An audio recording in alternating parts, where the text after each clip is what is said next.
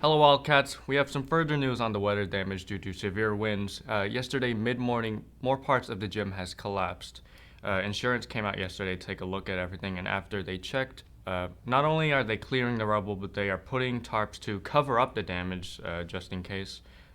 Parts of the gym are wet, but they're not flooded, so that's completely okay. We will keep you updated on the news, and furthermore, we have drone shots taken yesterday of the damage. Make sure to check it out after this message, like and subscribe.